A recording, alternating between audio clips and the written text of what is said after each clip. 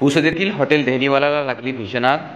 कापड लाईन येथे hotel दहलीवालाला 4 September शनिवार रोजी रात्री अंदाजे 11:30 ते 12 वाजताच्या दरम्यान अचानक भीषण आग लागल्याने परिसरात खळबळ उडाली।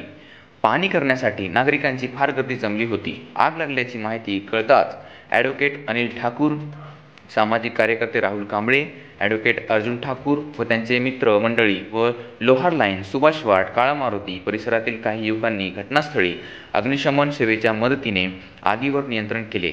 या घटनेमध्ये कोणतीही जीवितवास हानी झालेली नसून नागरिकांचे सतर्कतेमुळे एक मोठा अपघात टळला। परंतु आग लागल्यामुळे हॉटेल दहलीवाला यांचा मोठ्या प्रमाणात नुकसान झालेलं आहे।